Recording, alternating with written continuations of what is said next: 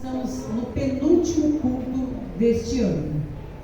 Domingo que vem é o último culto que faremos esse ano na igreja. Nós decidimos que esse ano nós teremos o Natal e o Ano Novo com nossas famílias, não faremos o culto da virada aqui. Então você vai ser livre para ter um tempo com a sua família, para ir visitar uma outra igreja que você queira, enfim, para fazer tudo aquilo que nos anos anteriores você fez, me deixou enraivecida. Dessa vez eu não vou passar raiva com você, Então, você vai fazer o que você quiser e eu vou ter um tempo com a minha família. Estou brincando, viu, gente? Na verdade, é um tempo mesmo para reflexão. Nós sempre temos um tempo de recesso na nossa igreja e nós fazemos esse tempo de recesso depois das festas. Mas eu achei por bem da gente fazer o tempo de recesso nas festas e em janeiro já voltar com força total com aquilo que Deus tem conosco. Então não vou tirar férias em janeiro, nem vou tirar férias em janeiro, mas a gente vai estar já aqui com força total em janeiro, já com programação alinhada, com eventos já agendados, para que você possa se programar e ter um ano abençoado em nome de Jesus. Amém? Então, quinta-feira agora nós temos o último episódio da série de estudos sobre o Advento, e esse Advento é Jesus, foi o nascimento de Jesus. Nós estamos aí às vésperas de comemorar Natal, e as pessoas intitulam o Natal como sendo uma data comemorativa ao nascimento de Cristo. Mas muitas pessoas nem sabem por que Cristo nasceu, muitas pessoas não sabem nem quem é Cristo, nem falar sobre a vida de Cristo e nem sobre quem Cristo é, e menos ainda sobre a vinda de Cristo. Então, se não sabe, vai comemorar o quê? É só um oba-oba, se você não sabe de quem se trata. E aí a proposta nossa é te apresentar Jesus de fato, através desse estudo que estamos fazendo na quinta-feira e que nesta agora é o último. Amém? Então, não falte, às 19h30 nessa quinta nós estaremos ouvindo sobre a vinda de Jesus, Sobre a vinda de Jesus. Se você não sabe muito sobre esse assunto, aliás, eu ouvi uma coisa ontem, que tem gente achando que Jesus não vai voltar, que ele volta quando você morre. Você morreu, Jesus voltou para você. Rapaz do céu, vamos conhecer Bíblia, gente, Vamos estudar a Bíblia, pelo amor de Deus, para você não cair no conto do vigário, como diz por aí. A Bíblia diz que Jesus vai voltar, gente, e eu fico com o que a Bíblia diz, entendeu? E não é quando você morre, isso pode acontecer quando você morre, mas independente disso, Jesus vai voltar para buscar a igreja, e nesse dia, quem estiver morto vai ressuscitar. Então, tem muita coisa para se entender sobre a vinda de Jesus. Eu acho importante que você participe dos estudos. E aí domingo então nós temos o nosso último culto, mas sábado nós temos o batismo. Temos irmãos que vão descer as águas do batismo, e eu queria que você estivesse orando por essas vidas, O Mateus é uma dessas pessoas que vai descer as águas do batismo, e ele compartilhou que tem sido dias de luta, tem sido dias de embate. Lógico, queridos, vocês acham que o inimigo quer que uma pessoa desça as águas e publicamente declare que Jesus é o Senhor de sua vida? Que ele decidiu morrer para esse mundo e viver para Deus? Não! Se você também gostaria, ou ao menos quer saber sobre esse assunto, porque eu já falei para algumas pessoas, estudar sobre o batismo, vir no curso de batismo, não significa que você vai batizar. Pode ser que o Mateus venha sexta-feira aqui no curso do batismo e fale, não vou batizar não. E não é o que eu pensava, não é o que eu almejava. Então, vir no curso de batismo não é garantia de que você vai batizar. Então, se você não sabe sobre isso, não se decidiu sobre isso e quer saber e tentar pensar sobre, venha sexta-feira às 18h30, sexta às 18h30, vem aqui, vamos conversar sobre esse assunto, vamos esclarecer sobre esse assunto, e você fica livre. Se você quiser, sábado tem batismo. Aí vai ser uma ótima oportunidade para você descer as águas do batismo. Se você não quiser, está tudo bem também. Você pelo menos entendeu sobre o assunto, esclareceu sobre o assunto, e vai ter propriedade para dizer, olha, eu não quis porque eu não acho que é a minha hora. Não, eu quis porque eu entendo que é a minha hora. Amém? Amém. E aí a gente vai explicar tudo, tá bom? Por que os católicos batizam quando é bebê, por que a gente não batiza quando é bebê. Aí a gente explica tudo, tira todas as dúvidas e você faz a sua decisão pessoal. E nós não vamos interferir sobre isso. Então, sexta, às 18h30. Você está convidado, se você não decidiu, ou se você gostaria de saber sobre, venha para a gente falar sobre esse assunto. Mais alguma coisa? Mais nada. Vamos para a palavra. Acho que era só isso. Amém? Glória a Deus. Pai, eu te dou graças pelo mover do Teu Espírito em nosso meio. Peço que o Senhor continue nos conduzindo agora, mergulhando-nos na revelação profunda da Tua palavra. O Senhor é quem sonda e conhece cada coração, a história de cada pessoa que está aqui, a necessidade de cada um. E eu peço que o Senhor vá de encontro com cada vida, com cada história, com cada família aqui representada. E que através da administração da Tua palavra, o Senhor possa aquecer os corações e dar direcionamento, ó Deus. Direcionamento. Em nome de Jesus, eu declaro olhos para ver, ouvidos para ouvir e corações prontos como terra fértil, para receber a semente imutável, inabalável, incorruptível e eterna da Tua palavra. E essa semente possa frutificar a 100 por 1, para a Tua glória, para a Tua honra e para o Teu louvor, Senhor Jesus. Amém. Amém. Abre sua Bíblia, por favor, em Jonas, capítulo 1. E eu quero compartilhar com vocês algo que arde no meu coração desde julho de 2022, que foi quando eu recebi a palavra que nos dará o direcionamento para o ano de 2024. Todo culto da virada eu falo sobre o tema, discorro sobre o tema do próximo ano, e no decorrer do ano a gente relembra sobre, e 2023 foi o ano da conquista. Talvez você, como eu, está chegando agora no final do ano e olha para trás e não entende muitas conquistas, mas muitas perdas.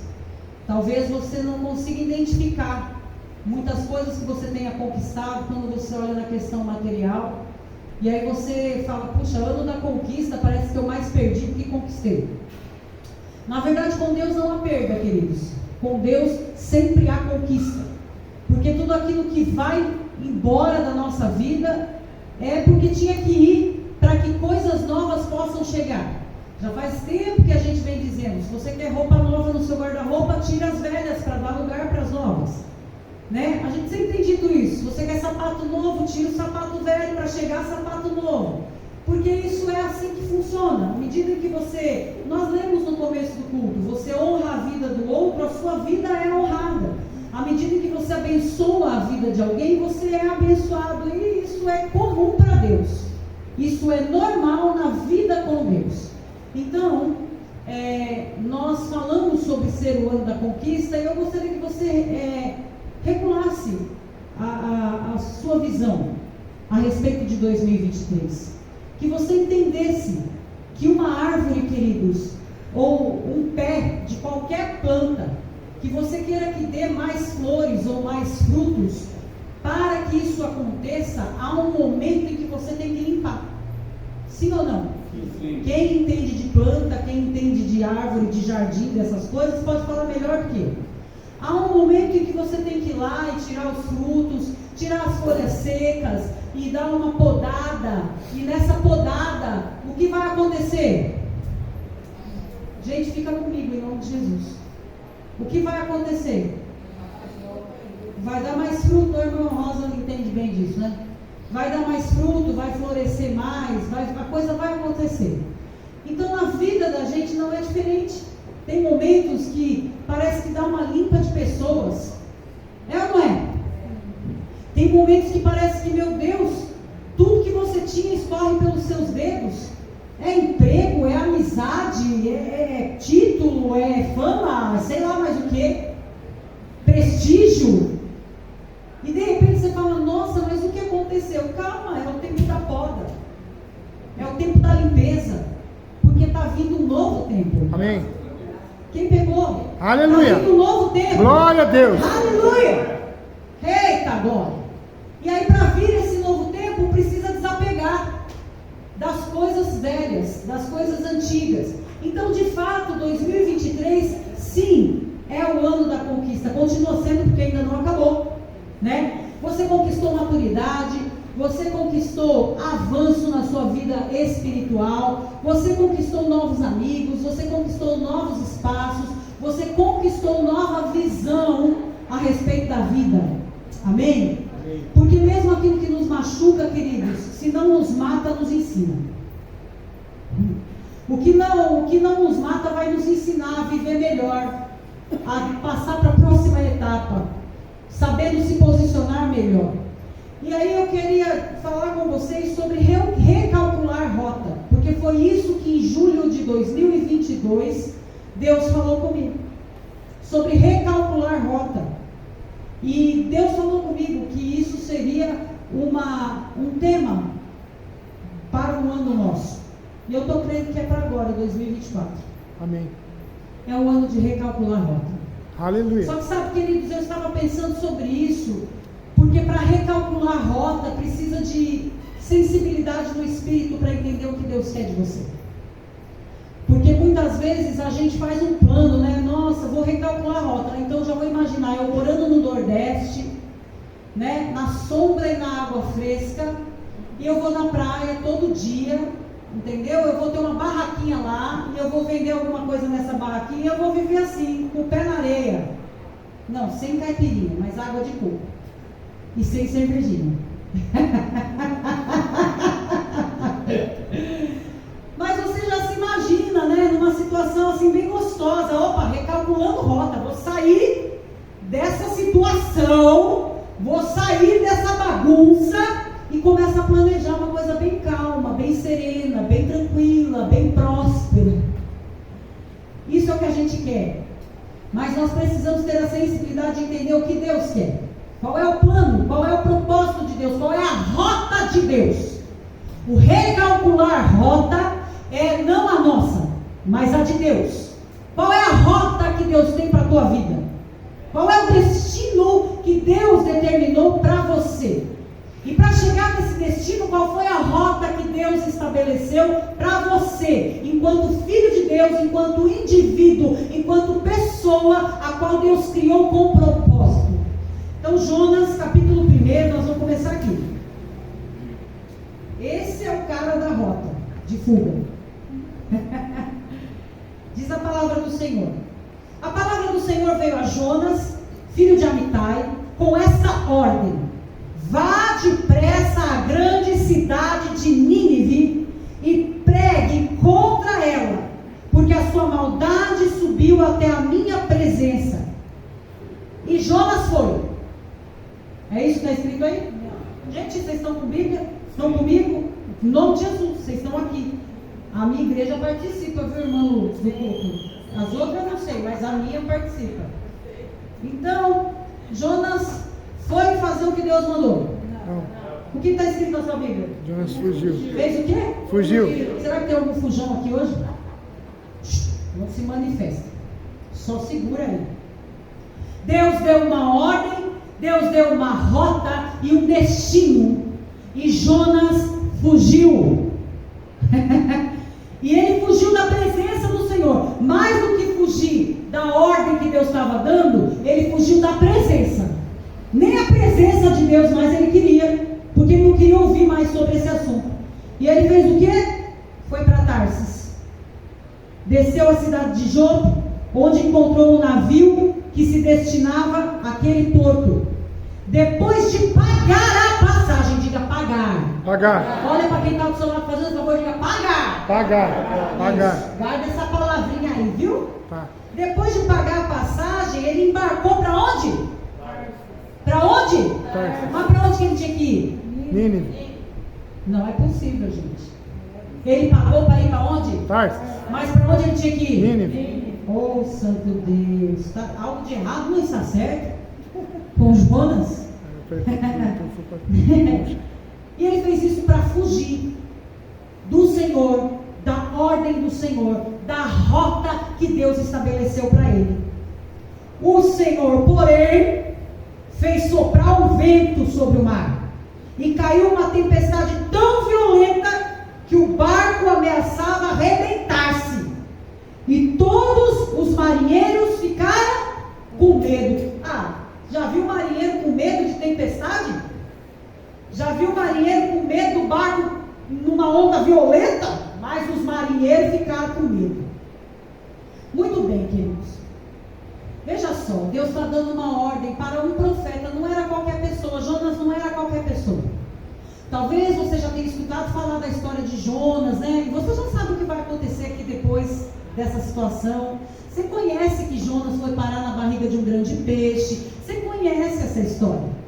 E talvez na sua cabeça, ou da forma como Jonas foi apresentado a você, você só entende Jonas como um homem muito rebelde.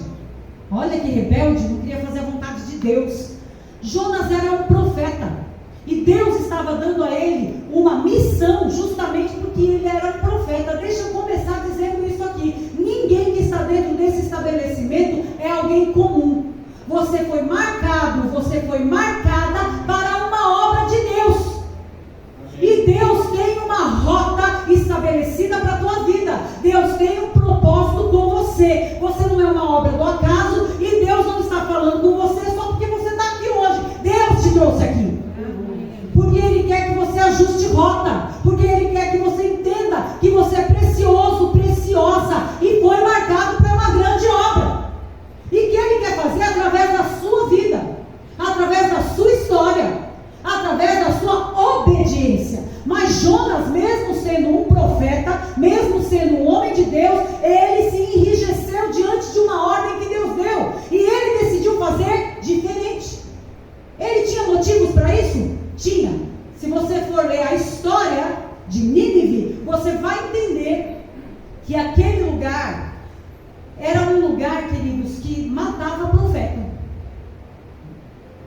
Oh! Qualquer semelhança é mera coincidência. Mas Nínive era a capital da Síria, e ali o povo era extremamente cruel. Era um povo idólatra, feiticeiro, e torturavam os profetas. Jesus amado, o que está escrito na entrada dessa cidade aqui? Nínive. Será que é Nínive que está lá? Eu amo Nínive.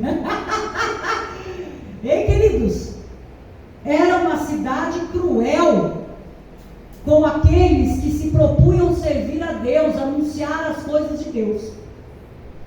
Eles eram conhecidos como ladrões. Eles invadiam e despojavam outras cidades, outros lugares. Eles eram sanguinários. Gente, eles eram no ponto de arrancar parte do corpo das pessoas e fazer uma pirâmide com a cabeça das pessoas. O povo lá não era fácil, não. Deve ter uns descendentes deles espalhados pela face da terra. Eles praticavam toda sorte de tortura. Alguém gostaria de ir para Nínive? Alguém gostaria de ir lá anunciar o evangelho? Pois é, nem Jonas queria. Ele tinha razão ou não tinha razão? Jonas tinha razão para fugir do que Deus estava falando para ele? Sim ou não? Sim. A gente vê, queridos, que Jonas, ele paga para ir para outro lugar. Foi intencional mesmo, ele fugiu intencionalmente. Não foi uma coisa que, opa, me confundi, Senhor. Eu achei que o Senhor tinha mandado eu ir para cá. Não foi confusão, e foi intencional. Ele falou: para lá não vou, eu vou para cá. Você sabe a quantos quilômetros ficava Nínive, aliás, Tarsis, que foi para onde ele decidiu ir, de onde ele estava? 4.000 quilômetros.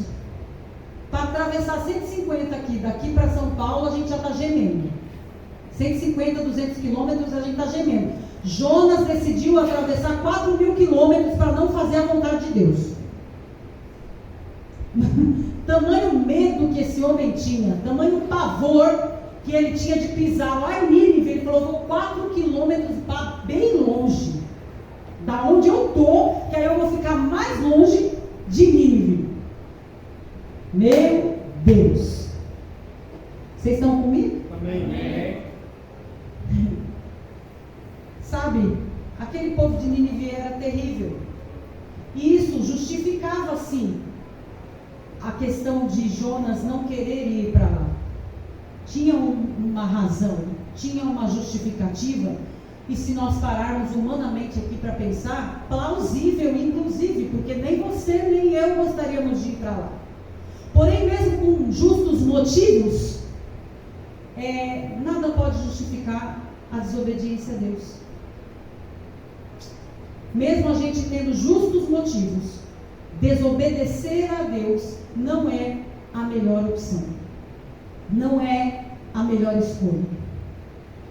Então era compreensível aquela situação, porém denotava, mostrava que a atitude de Jonas era uma atitude de medo, era uma atitude de orgulho, de vaidade, de falta de fé e confiança em Deus.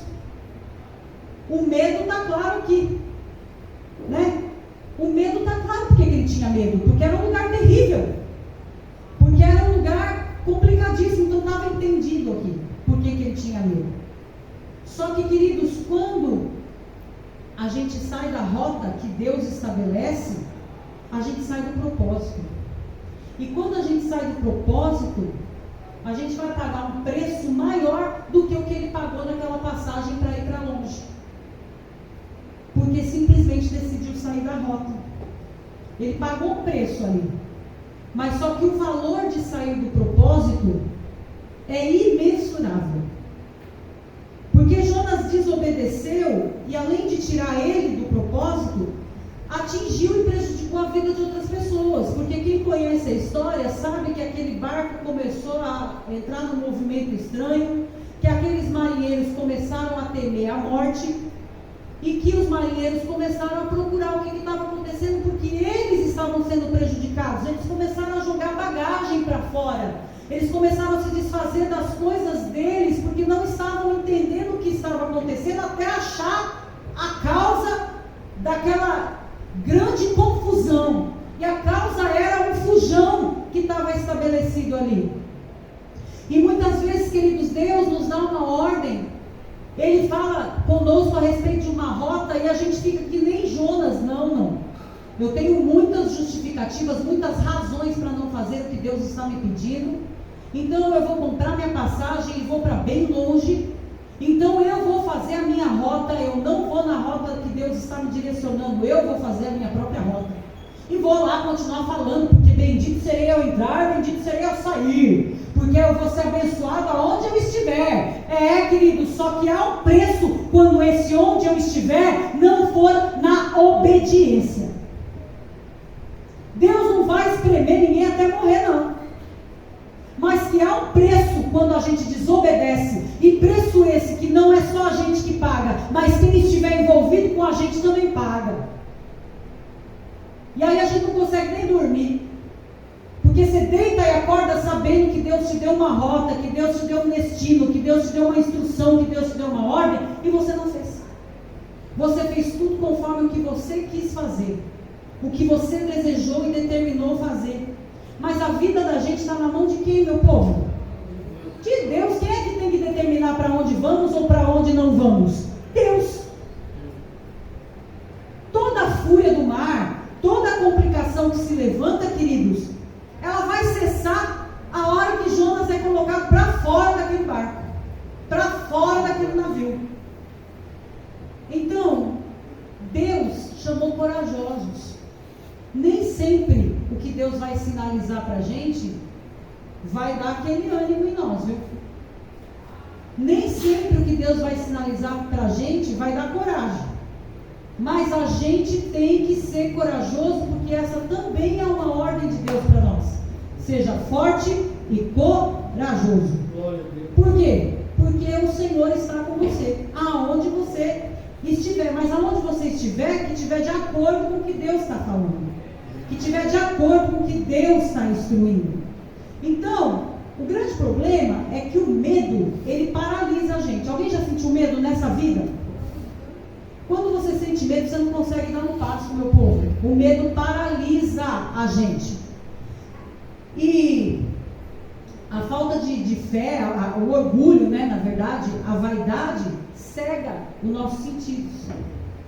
Quando você está com vaidade demais a respeito de uma situação, orgulhoso demais, você fica cego. Você não consegue enxergar além dos teus sentimentos, além dos teus sentidos. Então o medo te paralisa e a vaidade e o orgulho te cegam. Dá para tomar uma decisão desse jeito? Cego e sem sentido? Paralisado e sem sentido? Não dá para tomar decisão nenhuma, meu filho.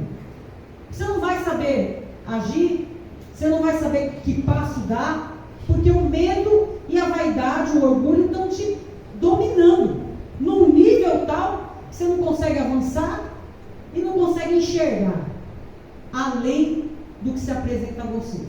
E aí isso tudo demonstra logicamente falta de fé, falta de confiança. E quem diz que serve a Deus, dá para andar sem fé? Dá para andar sem confiança? Não dá. Porque se você não tem fé e não tem confiança, então o que você está fazendo dizendo que sua vida é de Deus? O que você está fazendo se você continua acreditando só na força do seu braço, só na sua capacidade, como nós falamos semana passada aqui? Na força do seu braço, a limitação. No seu próprio entendimento, a limitação.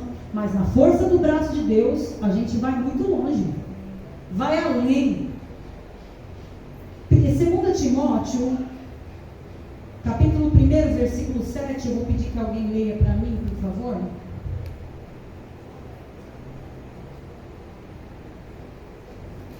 Segunda Timóteo, capítulo 1, versículo 7. Porque Deus não nos deu espírito de temor, mas de fortaleza, de amor e de moderação. Deus não te deu espírito de medo. Deus não te deu espírito de temor, querido. E quando Ele te dá uma ordem, o Espírito de Deus está com você. Amém. Então não precisa ter medo, não precisa ter temor, porque Deus está junto. Deus não é aquele amigo que fala assim, vai lá, qualquer coisa me chama. Ele fala, vamos junto. E eu ainda vou na frente. Qualquer coisa eu estou na sua frente. Deus não manda você ir para ficar esperando ver o que vai dar. Quando Ele manda você ir, Ele já está indo na sua frente, preparando o ambiente, glória a Deus, arrumando a situação. Ele não nos deu espírito de medo.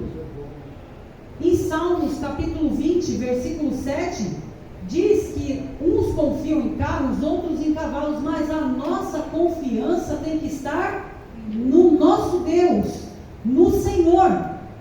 As pessoas confiam no que elas podem ver, as pessoas confiam no que elas podem pegar, e nós que somos da fé, precisamos confiar tão e única e exclusivamente em Deus, mesmo que a gente não esteja vendo nada, mesmo que a gente não esteja pegando nada. Eu creio que Deus está agindo, eu creio que Deus está fazendo, porque eu creio que Deus está falando. Então, querido, ajuste rota, ajuste a sua rota para 2024, entenda o que Deus está direcionando você. Pare de se mover pelo medo, pare de se mover pelo orgulho, pela vaidade, mova-se pela instrução que vem de Deus. Nós não devemos ficar tão orgulhosos que não podemos abaixar um pouco um degrau ou dar um passo para trás. Eu já ensinei isso aqui. Um passo para trás, muitas vezes, queridos, é o impulso que nós precisamos para avançar. Mas às vezes a gente fica tão temeroso de dar mas eu vou dar um passo para trás, o que vão dizer, o que vão pensar, eu estou nem aí com o que vão dizer, com o que vão pensar, eu só quero ajustar a minha rota. Aleluia. Eu só quero fazer a vontade de Deus. Se para isso eu tiver que dar 10 passos para trás, eu darei. Porque eu sei que isso é refrigério, que isso é instrução para nos impulsionar para algo maior, para algo mais elevado. Aleluia. Mas as pessoas só querem degraus, só querem subir, só querem pódio.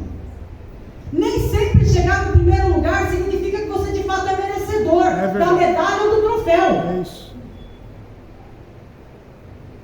Só o fato de você ter competido já demonstra a sua competência.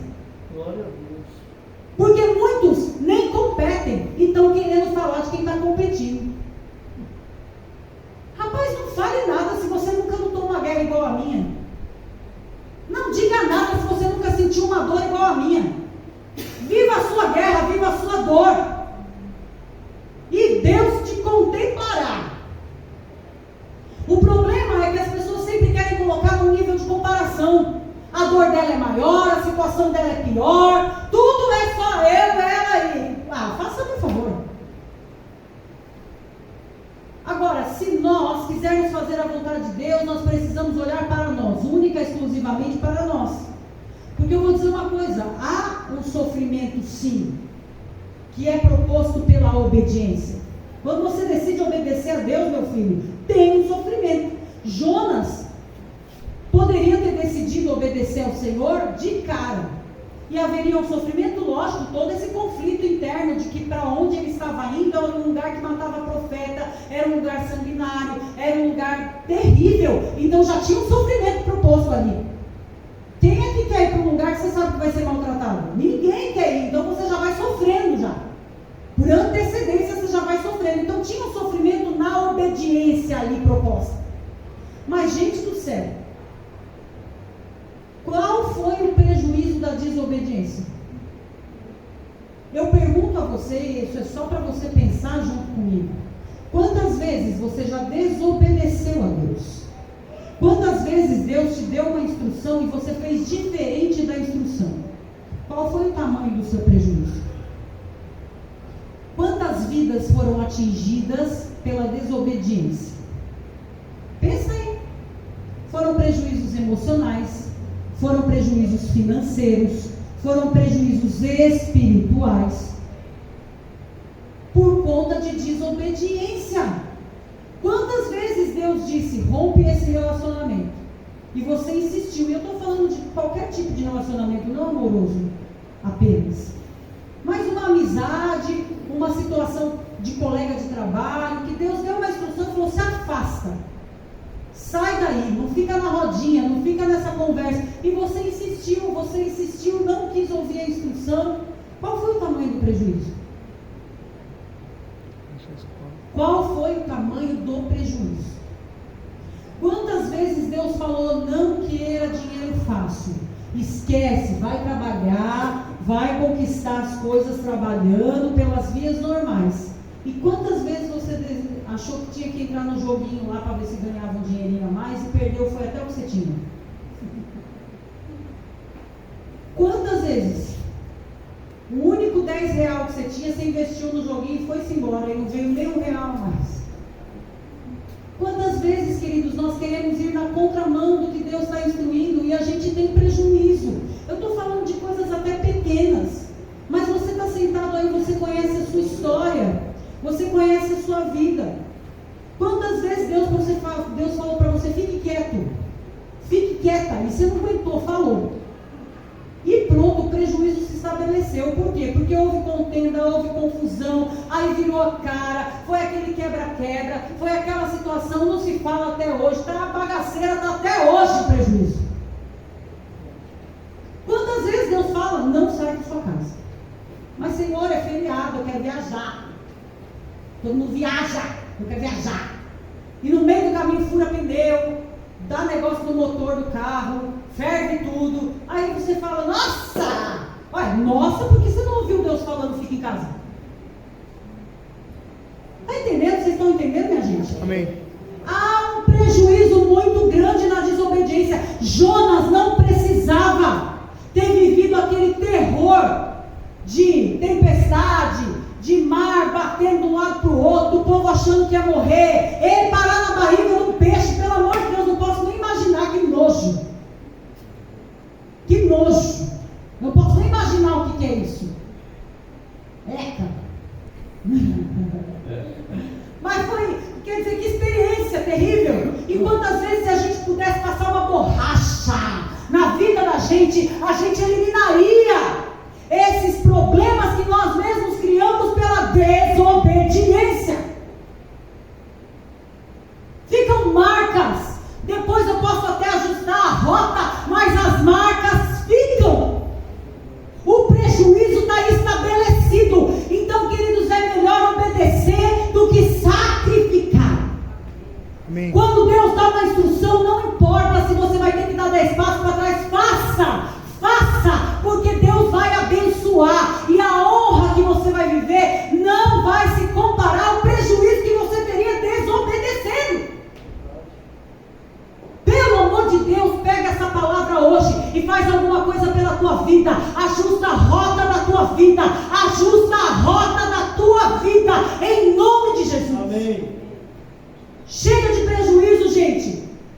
Chega de ser lesado só porque não obedece o que Deus está falando. Quantos, a gente fala de jovens, mas quanto velho, velha tem? Querendo viver uma vida de mocinho, mocinha, gente. Mas não viveu a adolescência? Não viveu a época da juventude? Pelo amor de Deus. Agora quer andar que nem cocotinha. Fica até feio, gente, pelo amor de Deus, que esquisito.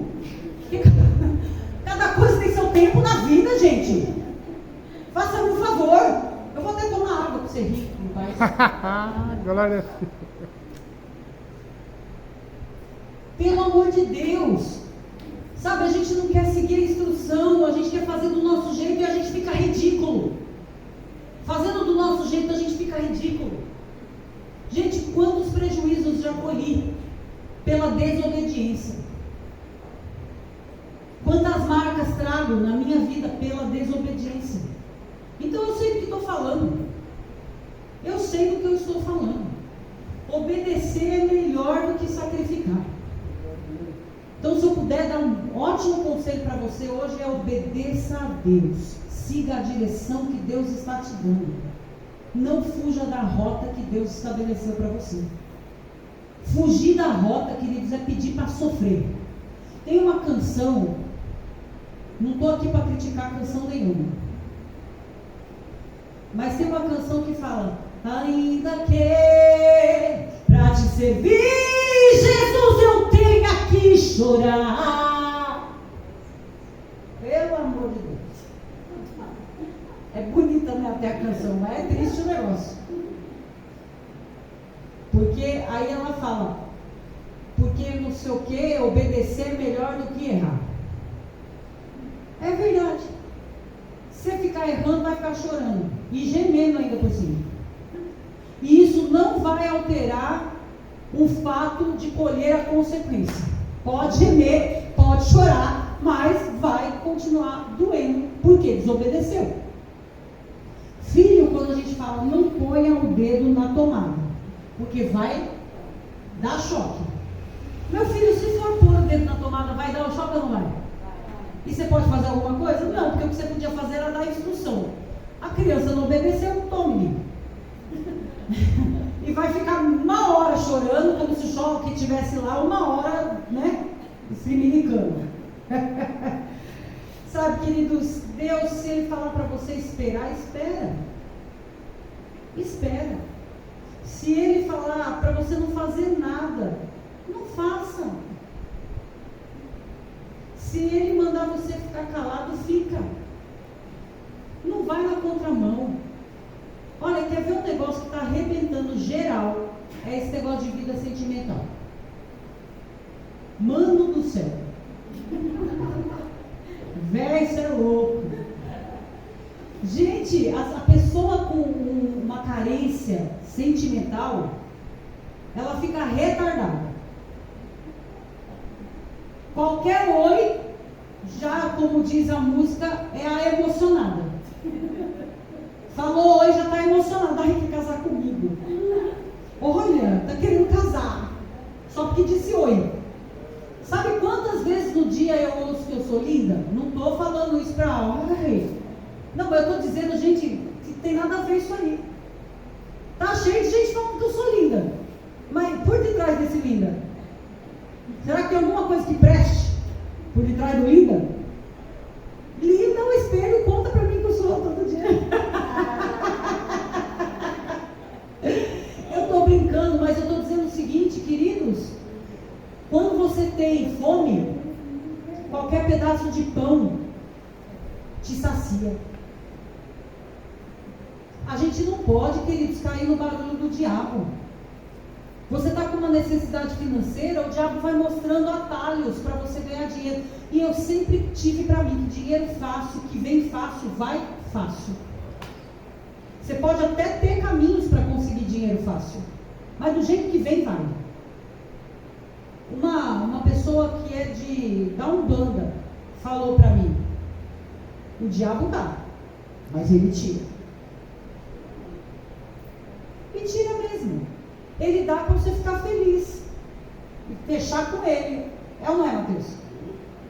Dá com rodo.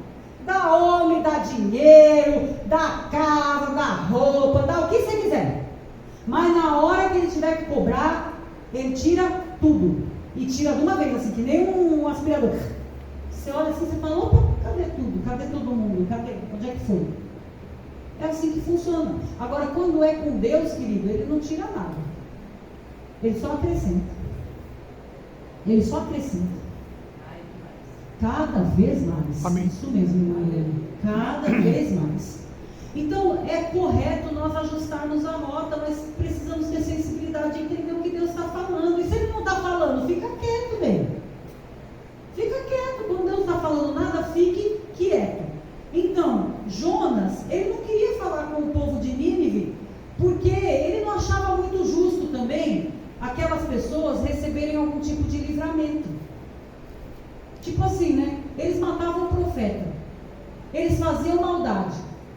Jonas queria muito mesmo que eles fossem livres? Não, que se lasquem. O mal que eles fizeram, eles que colham agora. Para que eu vou lá falar que existe um Deus disposto a perdoá-los se eles mudarem a rota deles? Eu quero mais é que eles se lasquem, porque eles lascaram a vida de muita gente, então eles que pagam o preço agora. Mas a gente tem direito de pensar assim?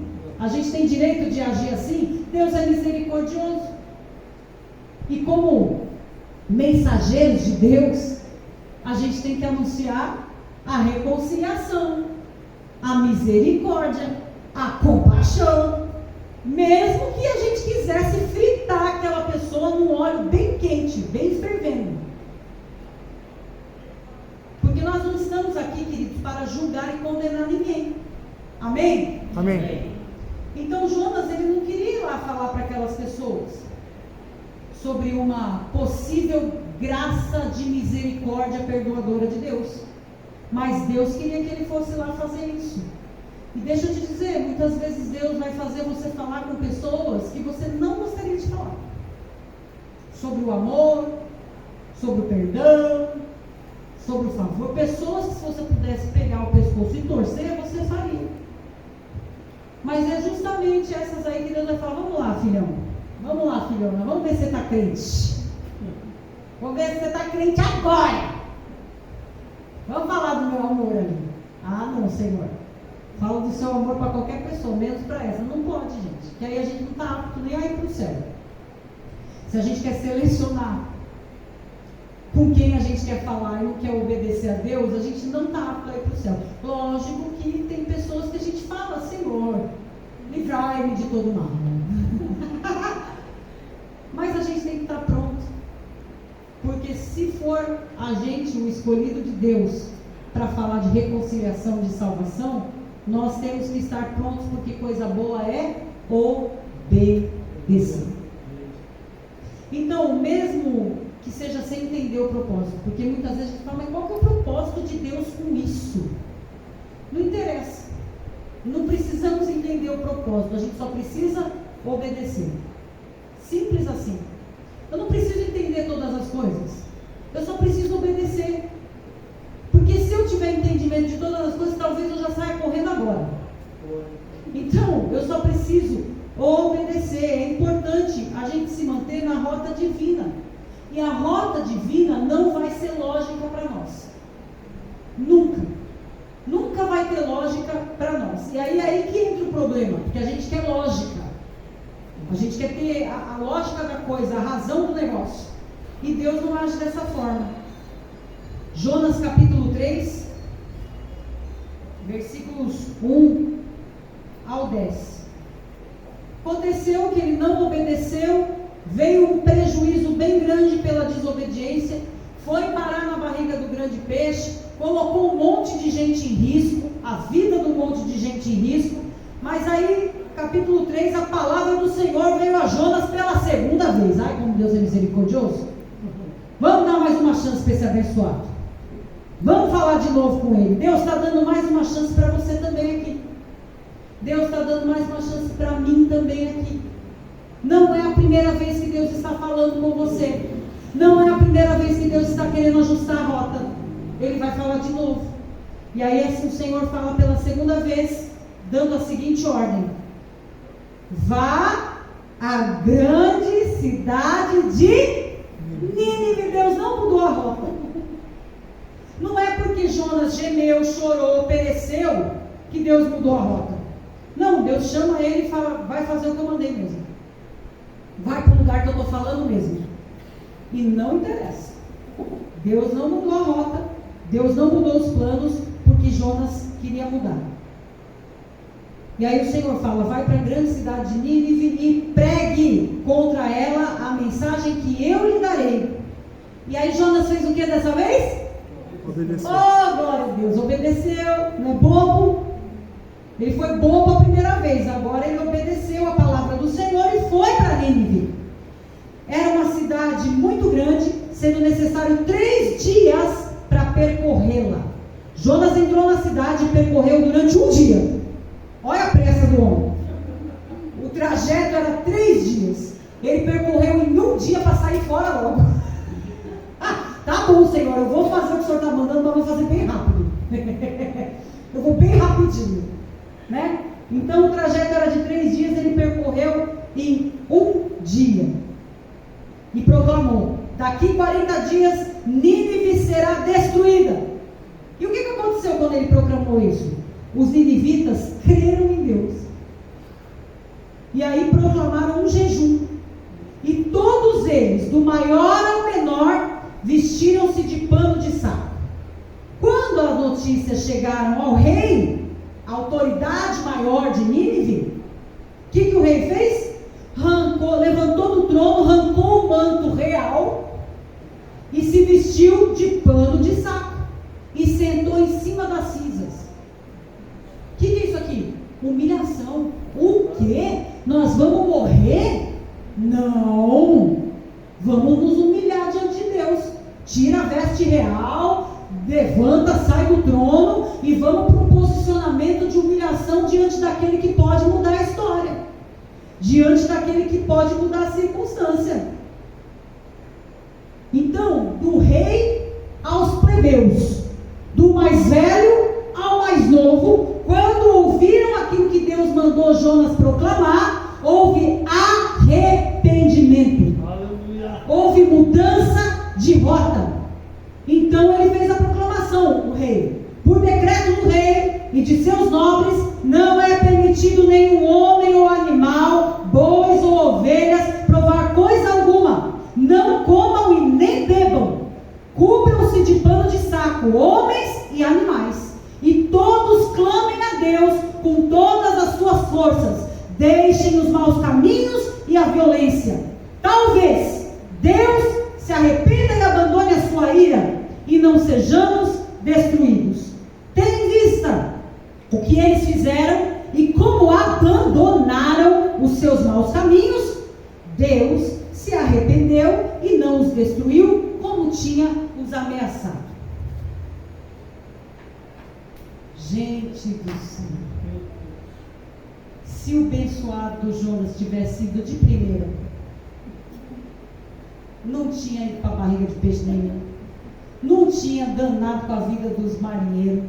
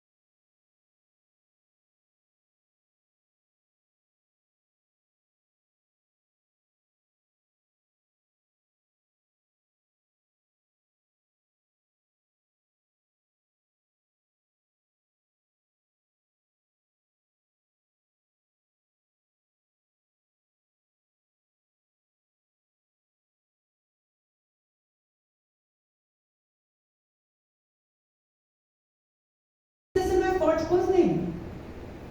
Deixa eu avisar você. Tem ninguém aqui forte não. Porque a nossa força vem do Senhor.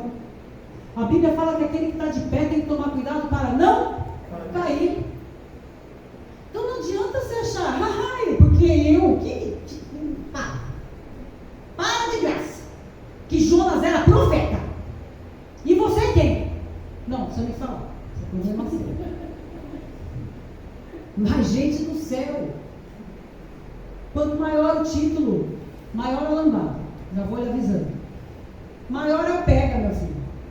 Não tem um lugar na face dessa terra que eu pise o abençoado do meu pé, que não tenha alguém para dizer, pastora Lívia. Falo, gente, o título chega primeiro que eu nos lugares. Coisa. Não tem como se esconder.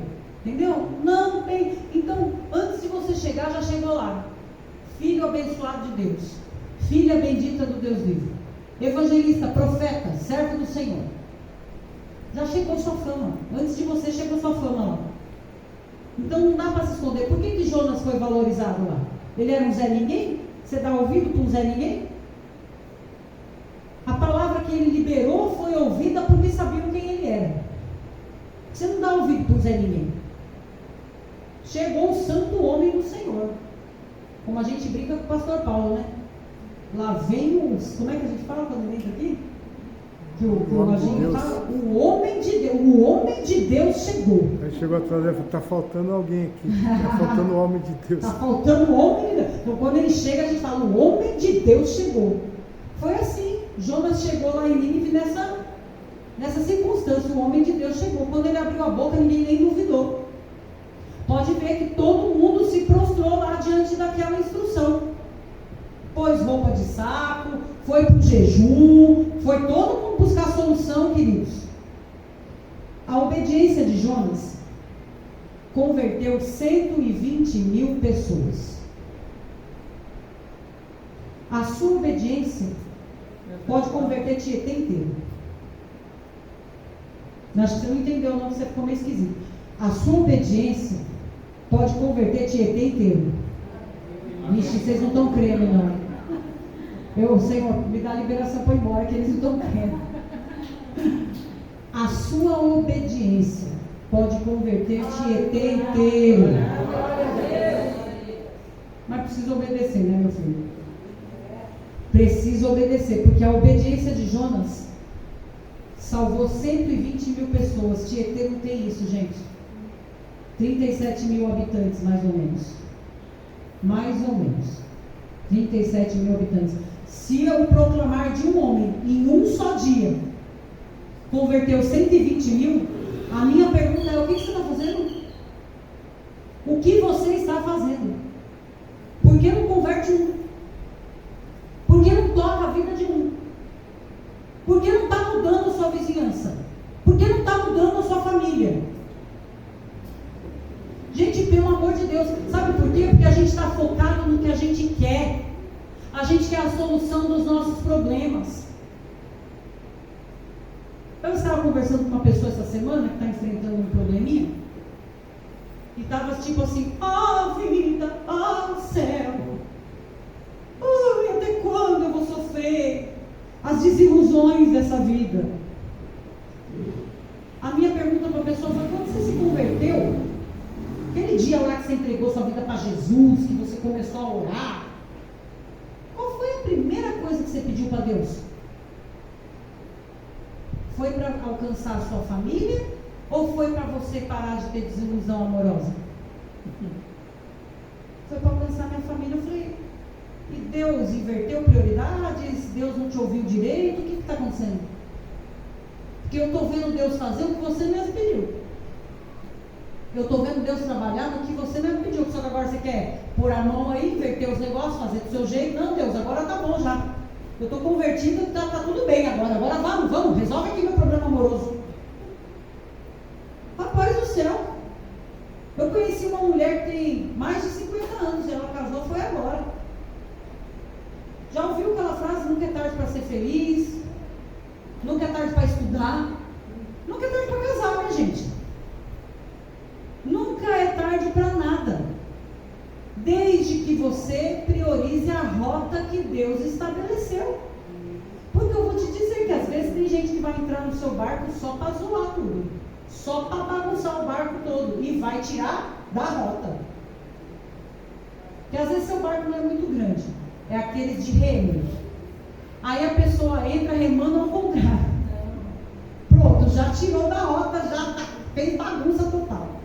Então às vezes a gente fica querendo preencher espaços do nosso coração com coisas, com pessoas que na verdade só vão atrapalhar. Jesus é do tamanho do espaço que a gente tem aqui precisando ser preenchido. Jesus. Às vezes, como eu disse, o medo nos paralisa, mas o orgulho e a vaidade nos cegam, e nos cegam num ponto que, pelo amor de Deus, a gente acha que todo amor é amor, que todo elogio é bom, que toda parceria é real, que todo compromisso que dizem ter com a gente é compromisso. Rapaz, vigia. Sabe, 120 mil pessoas se convertendo por causa de uma atitude de obediência. Mas mesmo assim, queridos, Jonas estava indignado, viu? Mesmo com esse resultado tão feliz, tão poderoso, Jonas continuava indignado. Deixa eu te dizer, a gente também às vezes fica indignado. Eu me pego indignado. Hoje mesmo eu estava indignado. Indignado. Eu falei, como pode essa pessoa estar rindo? Eu queria que postasse foto chorando. Porque fez mal para tanta gente. E chora, peste. Fez tanta gente chorar. Mas não nos cabe, queridos, julgar e condenar. Não nos cabe.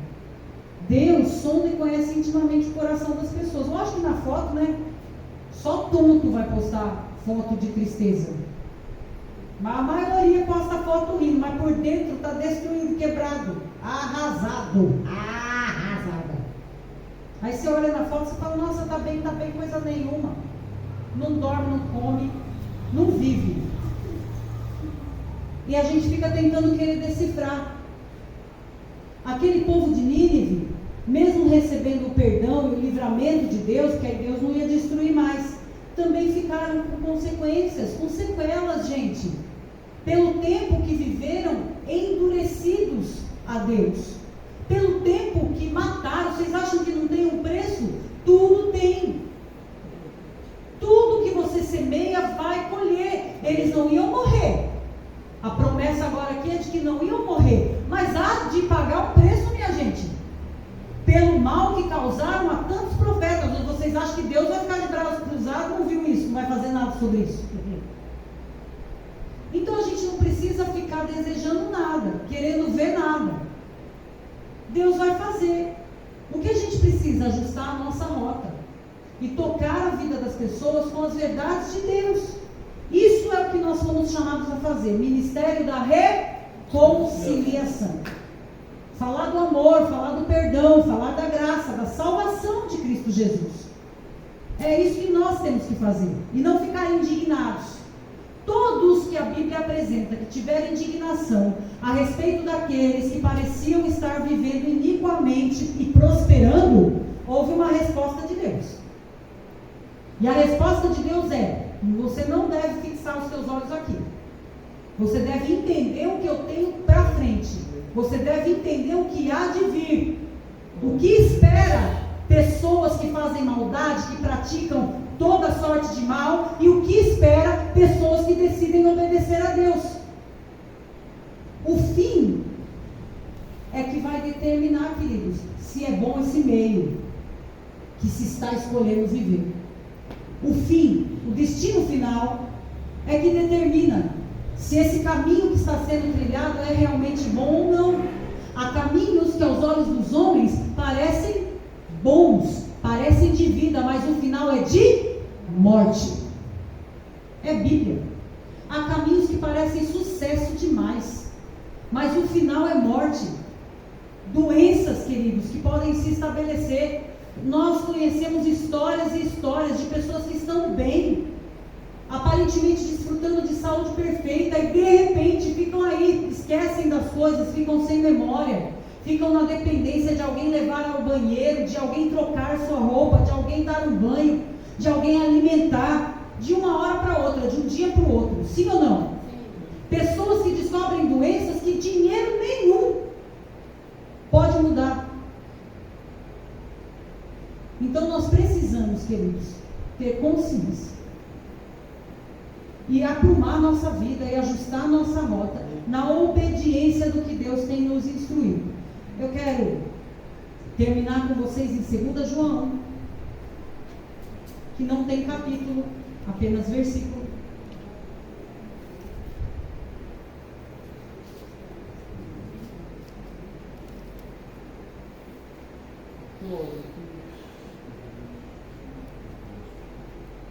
Segunda João, versículo 6, diz assim: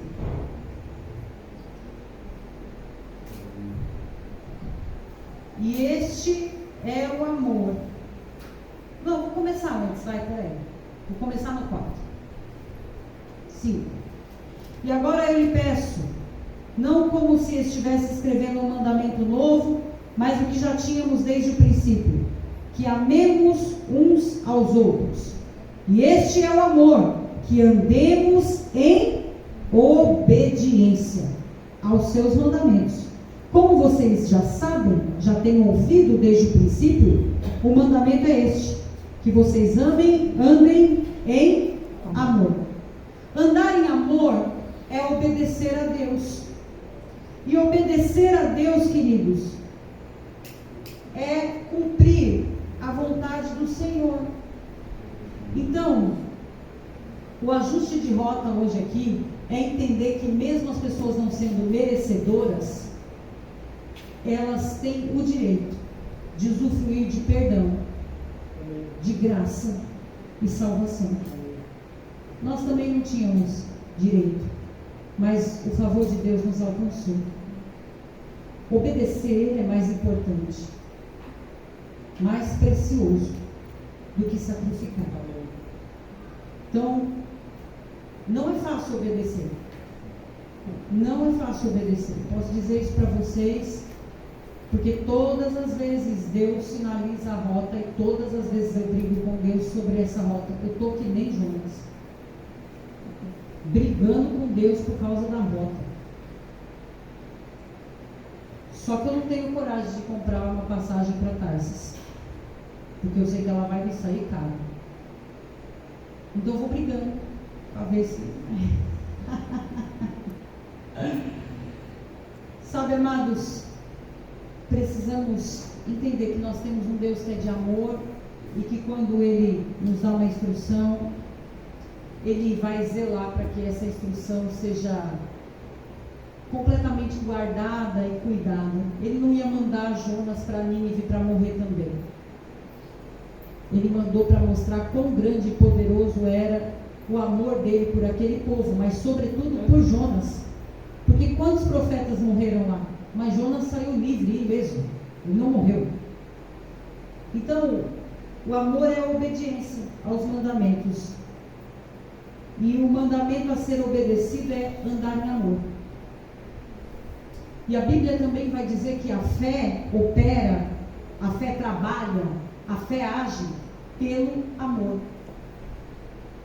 E sabe, nós lemos no início do culto sobre nós abençoarmos quem nos amaldiçoou. Amar quem ama a gente é fácil, gente. Amar quem nos recebe bem, amar quem nos presenteia, é tranquilo. Agora, amar quem nos persegue, amar quem maquina o mal contra nós, amar quem nos ignora, isso é difícil. Mas é o difícil mesmo que a gente precisa fazer. É o difícil mesmo que a gente tem que desenvolver. Porque é através disso que nós vamos viver o extraordinário. Se fosse para viver o ordinário, a gente nem precisava receber Jesus. Estava tranquilo, vamos viver que nem todo mundo. Mas para viver o extraordinário, precisa de esforço. Porque o reino de Deus ele é conquistado com esforço. E que tipo de esforço? Esse. De orar por quem nos persegue, de abençoar quem nos amaldiçoa, de falar da palavra salvadora de Cristo para quem só faz o mal, só faz as coisas contra nós. É isso aí. Ah, mas por que Deus me permite estar lá naquele ambiente? Porque Deus escolheu você como Ele escolheu Jonas. E aí eu não tenho muito o que falar, porque Deus escolhe quem Ele quer. Porque Deus faz como Ele deseja que seja feito. Podia ter sido outro profeta, mas Deus escolheu Jonas. Podia ter sido qualquer um dos meus 4 irmãos, mas Deus escolheu eu. Podia ter sido qualquer outra mulher para ser mãe dos 5 filhos que tem, mas Deus escolheu a minha mãe. E assim por diante, cada um com a sua história, cada um com a sua vivência, cada um com a sua experiência. E cada um sabe até onde pode suportar, mas eu quero te dizer que Deus também sabe até onde você pode suportar. Então recalcule sua rota, não segundo os teus sentimentos, não segundo a tua vontade. Recalcule a sua rota segundo a instrução de Deus, segundo a orientação de Deus. Se Deus está te mandando fazer algo, faça exatamente o que Deus está te mandando, mesmo que você não esteja entendendo. A gente não precisa entender. A gente só tem uma canção que fala: não preciso entender, meu chamado é maior que a minha própria vida. Senhor, eis-me aqui, envia-me a mim, vou para onde o teu vento soprar. Não preciso entender, meu chamado é maior que a minha própria vida. Então nós não precisamos entender, nós só precisamos obedecer. Mas no momento em que a gente desobedece, existem marcas. E essas marcas, queridos, vão atingir outras pessoas.